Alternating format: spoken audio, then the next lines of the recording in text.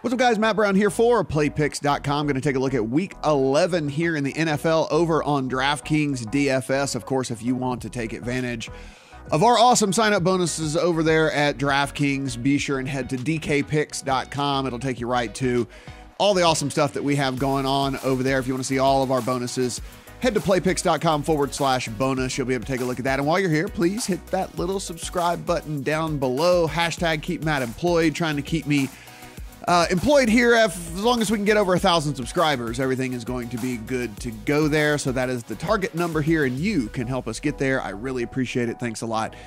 I appreciate it, and thank you in advance, actually, is what I will do.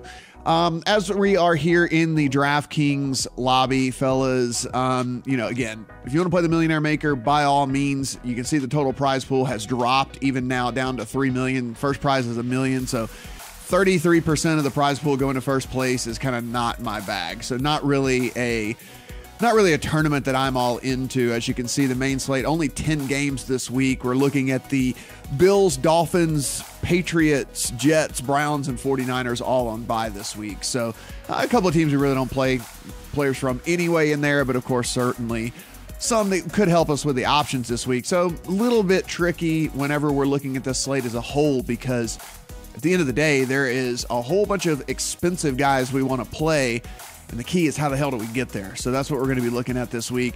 Listen, here's my slant. Again, they have gone down 100,000 on the guarantee, but still one of the best tournaments on DraftKings. $9 entry, 40,000, 400,000 and 40,000 to first in this thing. So good, nice, even payout. As you can see, the min cash is at 2. So even if you finish in 10,565th place, still looking at $18 in that thing. So be sure and hop in that one. I think it's one of the very best tournaments that's going on over there. And of course, really like this nickel as well. $5 3 entry max, 100K guaranteed. And of course, we'll go down and we can find, some of our other ones that we really like joining here, like the spies and whatnot of the world, and trying to get in those things. Of course, the power sweeps, it is a little bit more expensive in the 150 buy-in, but again, only a 3 entry max with 500K and 100K going to first in that one. So definitely some of these tournaments that we're going to be looking at. Again, just for these purposes, we'll click into the old slant here and take a look at how we're going to be tackling this week. As we mentioned,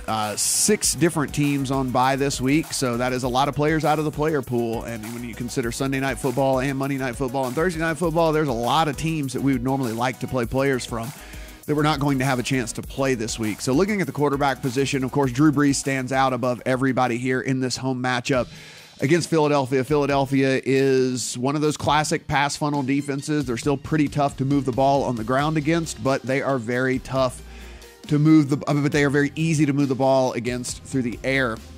Several of their corners are hurt, and of course, Drew Brees has just been incredibly efficient this entire season. And one of the things that I think a lot of people are going to have to figure out is, can they even afford to pay up the $6,500 for Drew Brees this week? I mean, we don't have to sit here and try and tell you why Drew Brees is a good play. I mean, yeah, for every 7-point game, there's 28 and 30-point games in there, another 30-point game, a 40-point game. I mean, you can see another 34-point game in Drew Brees' arsenal here. And that's what you need to win these like massive field tournaments, right? Like, you're going to have your guy go off. You're going to most likely need your quarterback to score you 25 to 35 points to have any sort of shot at a major cash in any of these tournaments. So Drew Brees can certainly get you there. On the flip side of the coin, if you expect New Orleans to play well and Philadelphia to get down, well, then Carson Wentz is going to have to go into pass mode. And if he goes into pass mode, then Carson Wentz would certainly be a guy that we would be looking at on the flip side here. In my current builds, it's really tough to pay up all the way up to the top for these guys. It's just not coming together right now, especially not in cash. But we still have a couple of days before everything kicks off, so maybe we'll get there. I expect Cam Newton to be pretty popular here, and look, rightfully so, going against this Detroit defense that looks like they've almost given up on the season. And then when you take a look at just the Detroit defense as a whole, 30th overall DVOA, graded 28th by Pro Football Focus overall, 28th in rush yards per game allowed, 30th in pass rush grading, 31st in pass coverage grading. I mean, just basically you can do anything you want to against this Detroit team. And of course, Cam Newton and the Panthers, very efficient whenever they get into the red zone. They're actually 3rd in the league as far as red zone touchdown percentage. So they're not kicking a bunch of field goals when they get on the inside the red zone. They're actually scoring touchdowns for you. this Panthers team. So totally understand why Cam Newton is going to be popular this week. I would love to be able to get up to him, but again, like I said, just not a guy that I've really found a ton of luck. Really, the most expensive guy, I say luck, getting to is actually Andrew Luck, is the most expensive guy I've really been able to form a team around and still feel good. Because basically, if you look at this, if you're going to play Andrew Luck in this game against Tennessee, you're probably going to stack him with his number one receiver in T.Y. Hilton, who's all the way down at 6,100 this week. So when you look at some of these other receivers that we talk about when we get to wide receiver position, you'll understand why T.Y. Hilton at 6,100 kind of comes in pretty handy whenever we're talking about saving value here. But the thing about Andrew Luck is, we were worried about the arm early in the season. Those concerns obviously behind us. And I think maybe one of the things that's been slipping under the radar here, just because we've had scoring craziness, obviously, in the NFL so far this year. Whenever you look at Andrew Luck, yeah, let's take a look right here at the old Andrew Luck. We'll come down here, starting with this game right here in week 4. 4 touchdown passes, 3 touchdown passes, 4, 4, 3, 3. He has had at least 3 touchdown passes in 6 straight games. Andrew Luck. I mean, it's kind of gone, like I said, a little bit under the radar here, but if you look at his fantasy points scored, it has been very, very consistent here, including one really huge blow-up game right here at 39 points. But I mean, he has been in those low to mid 20s all the way through here, and I feel good about the Colts at home in this game. I think that this is one of those games where the last time we saw the Titans, everybody saw them just absolutely beating down the New England Patriots. And so with that, I think maybe they're a little overvalued in this thing. I really like the Colts at home. I think they'll find success, and I'm going to have a lot of Andrew Luck in tournaments. Going down a little bit further, another guy that I'm going to have a lot of is Ryan Fitzpatrick. One of the things is if people are going to watch box scores, they're going to look and they're going to say, oh man, this Tampa Bay team, what in the hell? They only scored 3 points last week.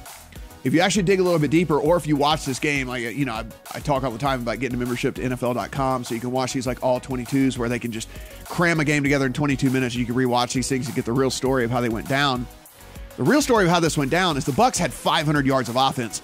And if you look at Ryan Fitzpatrick, he threw for 406 yards in this game and ran for another 35. The problem was they just kept turning the ball over whenever they got in the red zone and got close to the end zone.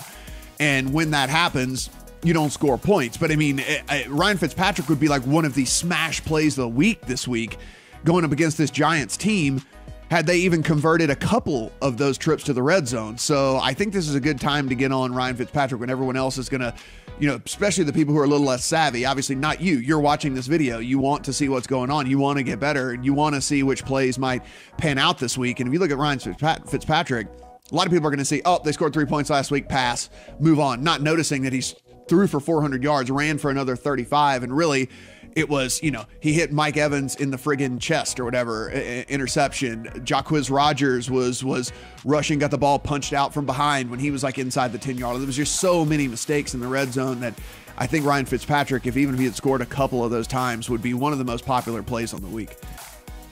In that same game, and I'm embarrassed to say this, but right now in my initial cash build, Eli Manning is my quarterback. And yeah, I know.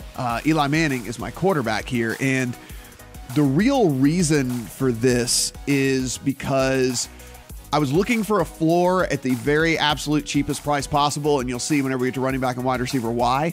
And shockingly, even though, yeah, he's terrible, immobile, noodle arm, the whole 9 yards with Eli Manning. But if you take a look here, he's actually been fairly consistent. I mean, 19 points, 17 points, 23 points. He did have a dud here at 10, but then you come back down a little bit further, 24 points, 15 points, 19 points. I mean, he's getting you your 3X plus on his salary every time, just about every game. And it's under the radar, but he's got a ton of weapons, and you just really need him to play all right against this Tampa Bay team that has literally one of the worst 3 secondaries in all of the NFL. So as of right now, as we're recording this, I think Eli is probably going to be my cash game quarterback, and I can't believe that I'm actually saying that out loud. To round things out here, kind of at the quarterback position, one of the other things that I'm going to be doing, at least in tournaments, it does not look like Joe Flacco is going to play, so it will be either Lamar Jackson or RG3, hopefully not both. Now, if we get the word that they're just kind of going to rotate these guys, then I don't want any part of it, but at least for a tournament flyer, if it looks like they're going to stick to one guy, whichever one gets the start, Jackson or Griffin III, is only 4,700. And we know both these guys can get it done with their legs. And I think that's the Cincinnati defense, if you've been watching this, just falling apart. It's actually a Cincinnati team just in general, right? AJ Green going to be out again this week. Not going to be able to get much done on offense. I think the defense is going to be on the field a ton, and they're going to wear down. And I think that this is a spot where, one of these guys could have a big day. Listen, at 4,700, that's what we're looking for in tournaments, right? So that's where we sit right now. Those are the guys that I'm kind of considering in my pool here. And of course, as we get closer to Sunday, we'll kind of narrow that down even further. Be sure and let us know in the comments down below who you guys are looking at. Which quarterback do you think is going to smash this week? Who do you think is going to be the biggest bust? Certainly like to crowdsource it, what everyone's thinking. On the running back position here, Melvin Gordon, I don't have to tell you Melvin Gordon's a good play. The problem is Melvin Gordon's 8,900 this week, in a week where we have Saquon Barkley in a smash spot, Ezekiel Elliott in another smash spot. You got Christian McCaffrey again in seemingly a spot where he could absolutely go off, and then David Johnson in a home spot where they're actually a home favorite.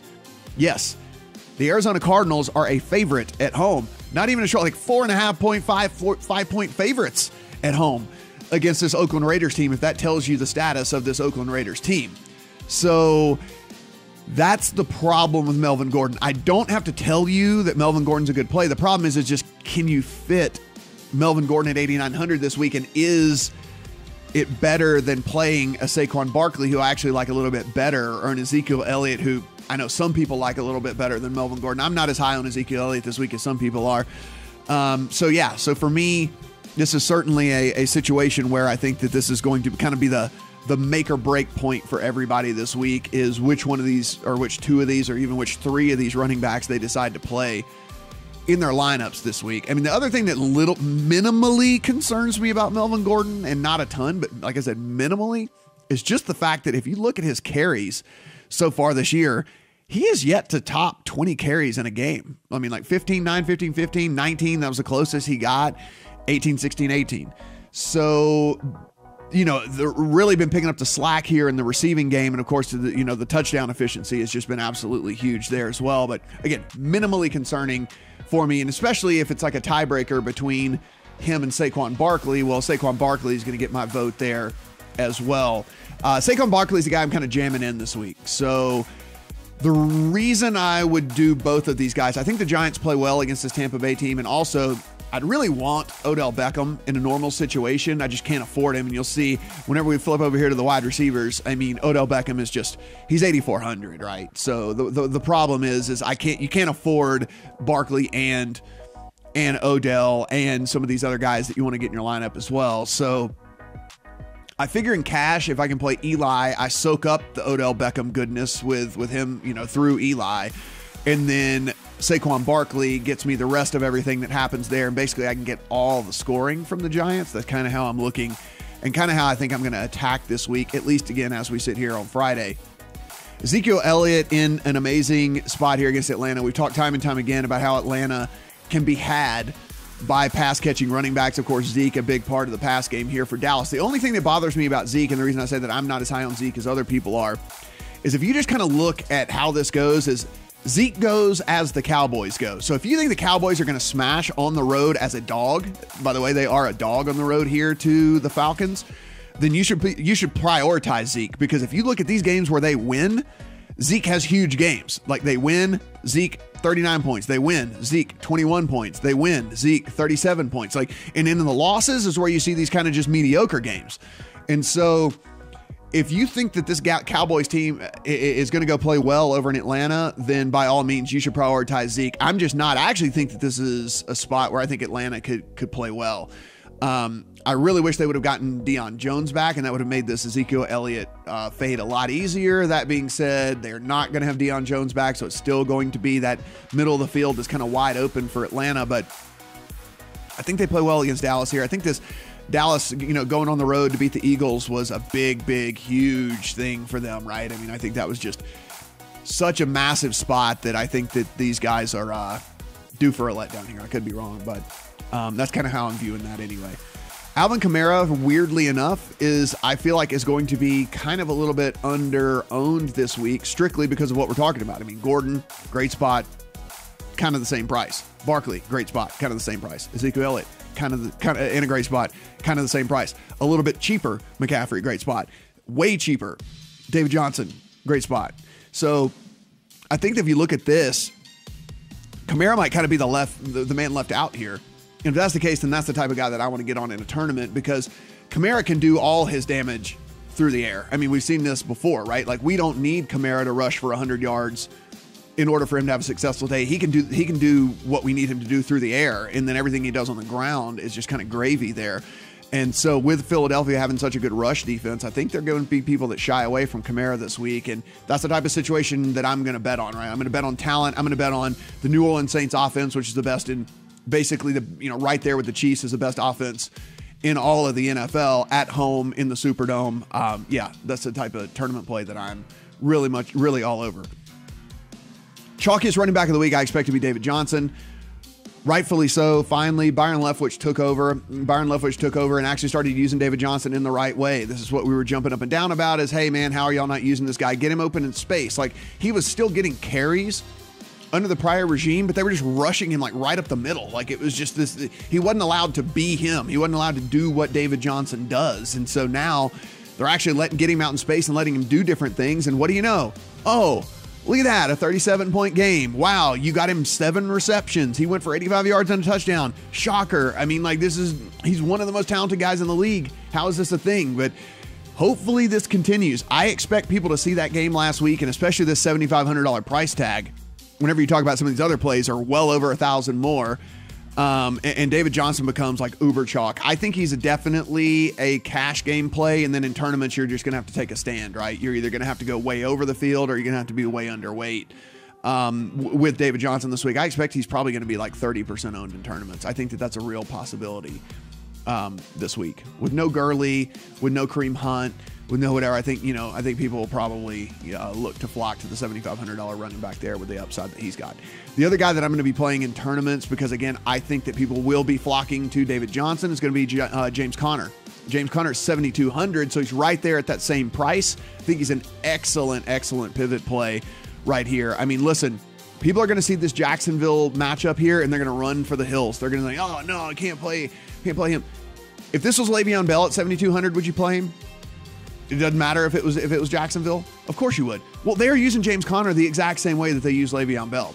So I don't think that we need to back off here. I mean, look, the guy's at 771 freaking yards already. I mean, like, this is not anything that we need to be like over analyzing so far. I mean, like, this is just not something. He's added another 387 through the air.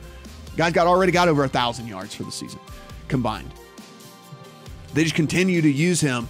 I mean, look, last week was a little bit different circumstance. Whenever you see that, it was just a complete and utter beatdown. So they just, they took their foot off the gas a little bit. But look, in these games that are competitive, he's getting the 20 touches and he's getting all the targets there. So go ahead, go to David Johnson, and I think that's fine. I think David Johnson's a great play. I'll have him in cash most likely. But for tournaments, if I'm going to get James Conner at like 10%, sub 10%, yeah, I'll take that, because this Pittsburgh offense is way better than the Cardinals offense, and there is a chance for the Cardinals offense to fail. I mean, they're the Cardinals, right? So that's kind of how I look at that. As we come a little bit further down the list, I mean, look, there's cases to be made for a lot of these guys. I mean, listen, I said I like Andrew Luck. I think this Colts team plays well, so of course you can have some Marlon Mack exposure if you want to there. I think that Atlanta plays well, like I said. Certainly would be okay with Tevin Coleman exposure if you wanted that. The other thing in this cheaper range is the whole Dion Lewis thing. So last week, Dion Lewis busted as chalk. He only went up $200 this week. He's $4,600 last week, $4,800 this week. With the price, with the workload, I mean, if you look a little bit closer, look, he's still got 20 carries. He got a couple of targets, right? The volume was there, just the result wasn't there. This is one of the classic cases where the public is going to shy away. Like the people who box score watchers and stuff are going to shy away. And this is an opportunity, I think, that we can jump back on here with Dion Lewis. The only problem is I hear that this is kind of a narrative. And if that's the case, well, then he's going to end up being chalk again, So that's something I think we're going to need to weigh between now and Sunday when this kicks off is, look, good play for sure. But if we're going to see, again, 35% ownership, 40% ownership or whatever for Dion Lewis, then I'll just go the other way. I mean, I'm fine with doing that. I'm fine with taking a stand in tournaments for sure. Cash, probably going to need to get him in there because you need the salary this week. So in tournaments, I'll probably like really just go one person below into Mark Ingram, because what we saw with the Saints here is even with Philadelphia having a good rush defense, I mean, look, it's still the Saints. And also, if they get up a lot, they're fine with just running Mark Ingram. They're fine with just giving this to Mark Ingram and letting him kind of take it home for them. And I'll be kind of like, I would be very okay with making that move from Lewis to Ingram in tournaments if I think that I'm going to go from a guy that's 35% owned that doesn't have locked down goal line back roll, right? I mean, same kind of deal with Ingram. I mean, we've seen Kamara still get the 3-yard touchdowns and stuff, but same deal with Deion Lewis. I mean, we see Derrick Henry come in and get those touchdowns when they're real short as well. So, yeah, I think that this a fairly sharp move there. And then finally, really about as low as I'm going to go this week. And again, like I said, there's so many guys we like at the top. About as low as I'm going to go is maybe Alex Collins. And the reason being here is, like, again, 4,400. Maybe they throw some wrinkles into this offense with, whoever's under center. And also, I just don't believe in this Cincinnati team right now. I think the Cincinnati team is probably donezo. And then they head on the road to Baltimore after getting just completely demolished by the Saints, and everything like that. And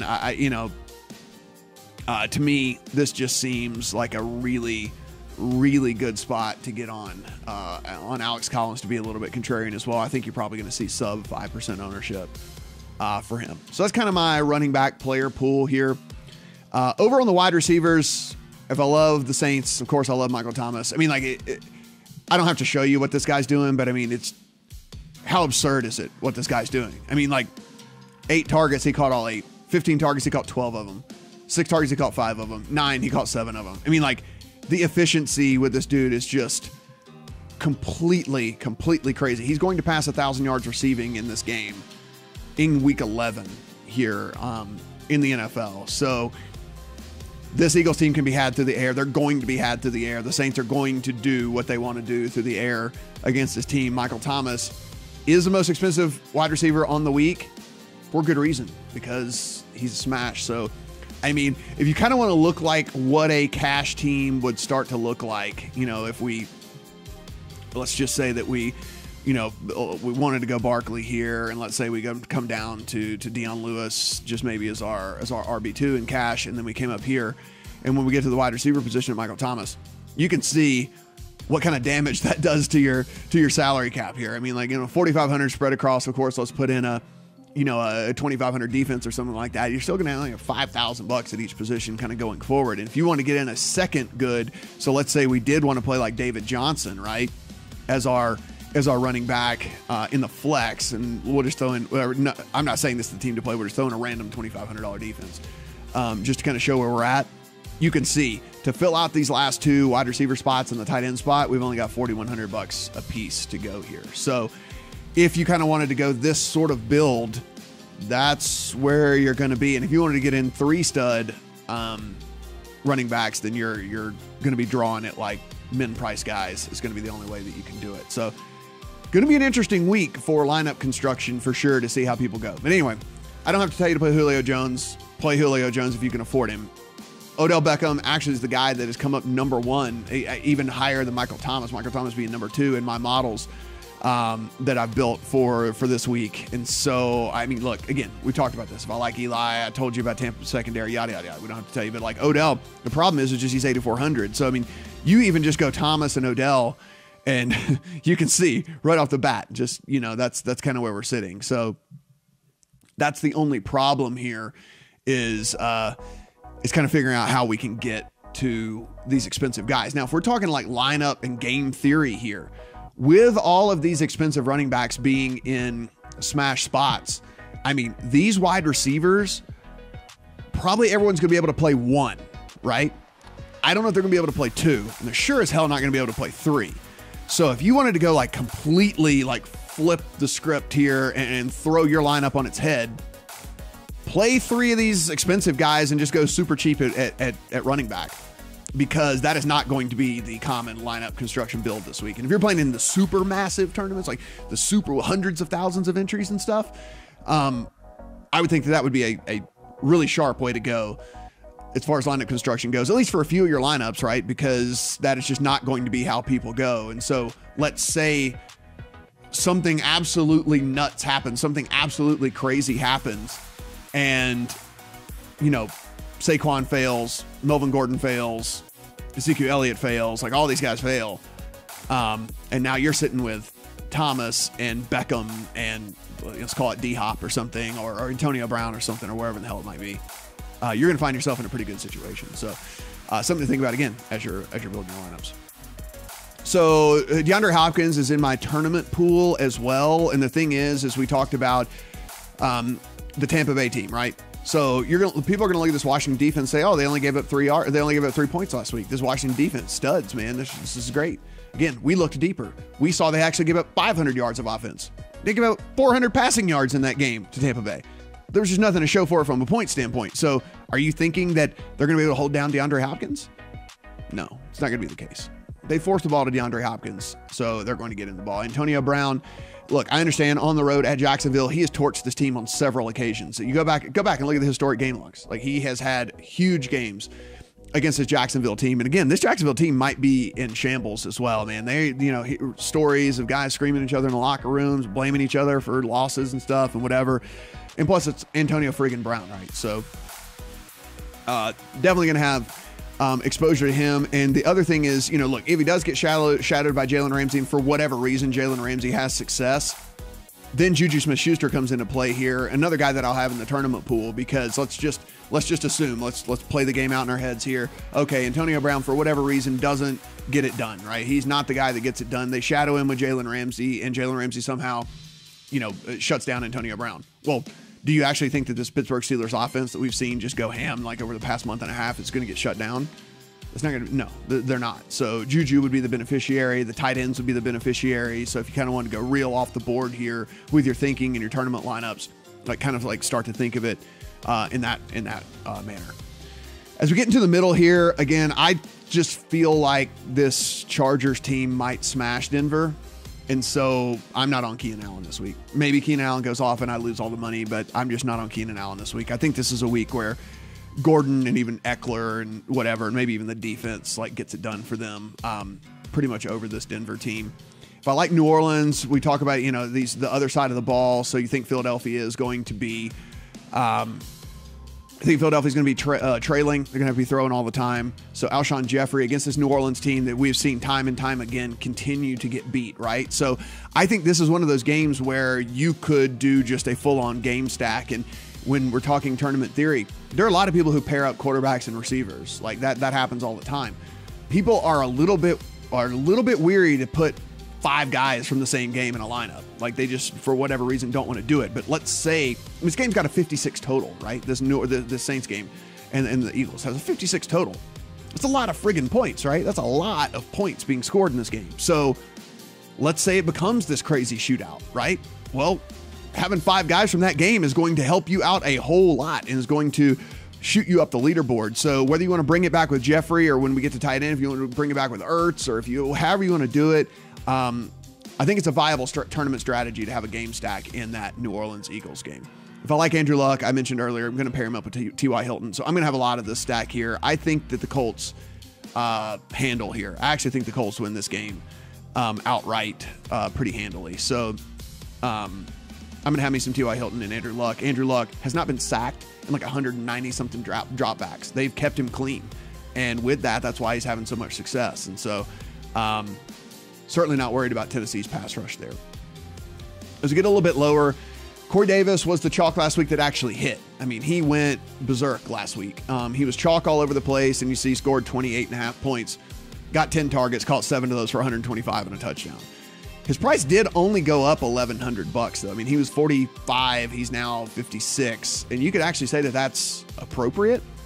So, a lot of times what you will do is another strategy in these tournaments is to pair the quarterback and a receiver and then bring it back on the other side of the game, because you're kind of hoping for a little bit of back and forth. So maybe I'll have some Andrew Luck, T.Y. Hilton, Corey Davis teams to help me kind of get like some, hopefully that there's a little bit of scoring in that game. don't think Corey Davis is overpriced at 5,600 for his usage and kind of how Marcus Mariota is using him as like the absolute true number one now. That was like they didn't have an identity the first month and a half of the season, but now they do. Corey Davis, certainly a guy that I'm going to be playing here. I think Golden Tate's the sneaky play in this Saints in this Saints-Eagles game. I think a lot of people will not be playing him. I think that that's a way that you could differentiate yourself if you wanted to get exposure to this game. Certainly going to go under-owned here. And again, this Saints secondary, it ain't good. They still give up yardage and they still give up points and completions. Another guy I expect to be super chalky this week is Amari Cooper. And they have been using him as the absolute number one since he became the Cowboy. And if you take a look here, I mean, you can see 18 targets through the 2 games that he's been a Cowboy. So, I mean, they're using him as a true number one. He's still only 5,400, and Atlanta's defense has been giving it up basically all season long. If you think the Cowboys are not necessarily going to play well and are going to have to abandon Zeke in the run, then the sharp play might be to play just some Amari Cooper this week, thinking they're going to be trailing and they're going to be throwing the ball all the time. So that's certainly an approach I'm going to take in some of my lineups, is just assume that the Cowboys don't play well and they're just going to be throwing all over the place and Amari gets, 10 plus targets again. A little bit lower, there's not a lot to love down here. Chris Godwin is going to be out for Tampa Bay, so Deshaun Jackson should see some additional targets if you're looking that way. If you believe the Cardinals are going to be able to score at will against this joke of a Raiders defense, then yeah, you can take a look at Christian Kirk here. I mean, like a guy that still, been getting targets, 26 targets over the last 4 games. Just not a lot to show for it. But again, this is this Raiders team. So maybe this is the get right spot for this Cardinals offense to really kind of break out here. Coming down a little bit further, the only other guys that I'm kind of looking to in this situation, I think DJ Moore, again, we talked about this Detroit defense, looks like they're just broken as far as the season goes. Carolina expect to score a lot of points here, and DJ Moore has actually become a bigger part of this offense. I mean, 2 weeks ago, a little bit of a dud, but again, seeing 5+ targets in most games here, down at 4,200, a guy that could break one for sure. And then there's just nobody healthy for Washington. So if you want to go there, if you want to go Doxson, you can. 4,200. Sometimes you're going to need to go way down here to look at some of these guys. And again, if you really want to go dumpster diving, like Brandon LaFell is basically going to play every snap for Oakland. He's only 3,400, but Jordy Nelson's out. Martavis Bryant is out. There's no one there to catch the ball. I mean, it's going to be him and Seth Roberts that are on the field all game long. So I don't expect the Raiders to have a good day, but they're not going to throw for 50 yards either, right? Like they're going to throw for 175 yards, 180 yards, maybe even 200 yards. So Brandon LaFell, weirdly enough, on the radar there at 3,400 if you need to kind of round out your lineups. At the tight end position, Zach Ertz and basically everybody else. And I'm not even saying that like jokingly. I mean, Zach Ertz is so far above everybody else. It's not even funny. I mean, like he's 6,600, but you should just look at him as if you're rostering a wide receiver one. Like this is not, oh my God, I'm paying 6,600 for a tight end. It's like, no, I'm paying 6,600 for a guy that's getting 16 targets, 11 targets, 9 targets, and then every game double-digit target. I mean, he's a wide receiver one. That's the usage that he's getting here. So when you look back at some of these wide receivers we're talking about, 88, 85, 84, 79. I mean, look, to get down to Zach Ertz price, you got to go all the way past Keenan Allen down here. Look at all these receivers that are as more expensive than Zach Ertz this week, and a lot of these guys don't get the week in, week out volume that Zach Ertz is getting. We already talked about this as a good scoring environment in this game, so I'm trying to prioritize Zach Ertz. I don't know how I'm going to do it quite yet, but I'm trying to prioritize Zach Ertz and at least get him in half of my lineups, and still like the rest of the lineup that I'm making. Too expensive for Olsen, too expensive for Howard. You can play Hooper at 45. I just, he's more of the 3,900 guy, not the 4,500 guy, but he's on the field all the time. So go right ahead if you want to go there. I honestly believe if I don't play Ertz this week, I'm just going to be punting.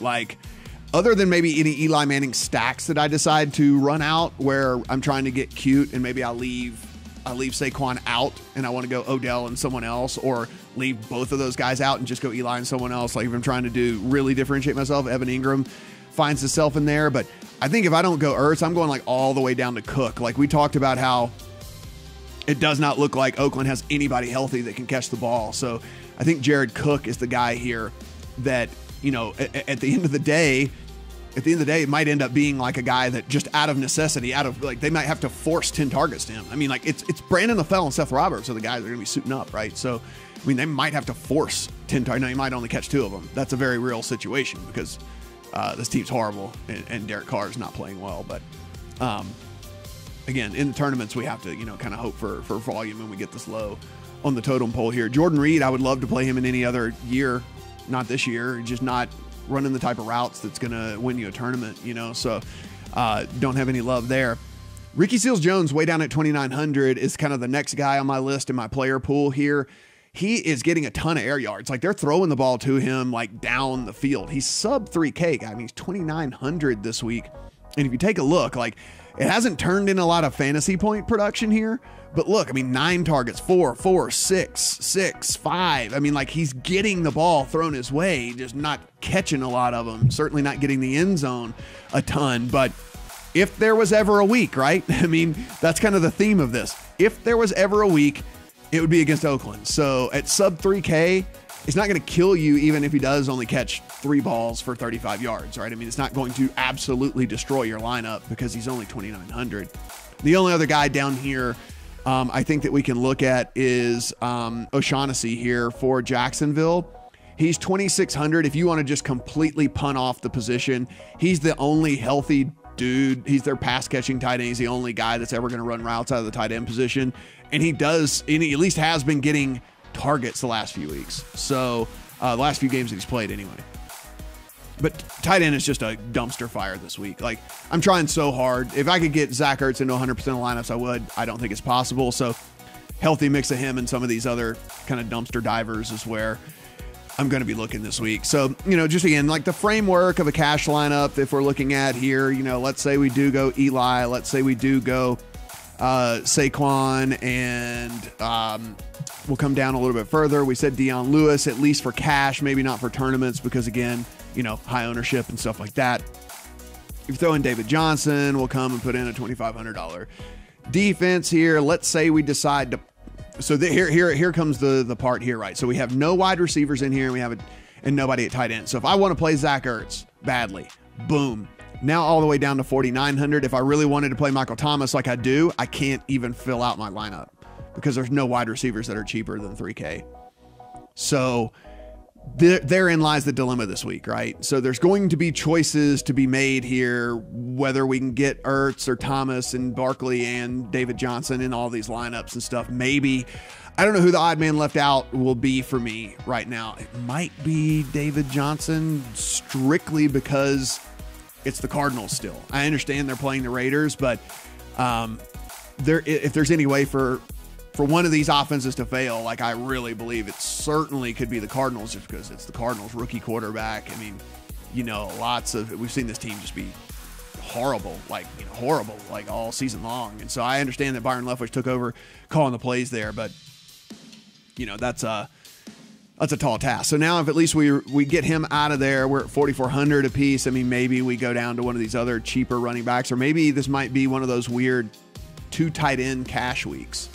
So, you know, again, I talk about how this offense could fail, but maybe I just swap out someone for that's way, way cheaper. So if the offense does fail, it doesn't hurt near as bad. So if I put in Seals-Jones, we kind of put like a 2 tight end type week. Then we still have 5,200 left for the other 2 spots here to kind of fill out a cash lineup. So again, some ways to think about this week, and a lot of decisions are going to be made this week. And I hope that you make the right ones, guys. Please, down below, tell me who's your cash game smash this week at quarterback, running back, wide receiver, all that stuff, even tight end. Hell, I would love to know who the hell you're going to play at tight end. And let me know what else is going on with your lineups this week, who you think is going to bust and who you think is going to really, really take off for the price that you're paying for them this week. Guys, please head to playpicks.com/bonus if you want to see all of our bonus offers. And please head to dkpicks.com, www.dkpicks.com. and that takes you right to the very, very best bonus offers we have for DraftKings, either DraftKings DFS or DraftKings Sportsbook, depending on where you live in the country. So certainly something that we want you to take advantage of, especially if you're up there in and or around that New Jersey area.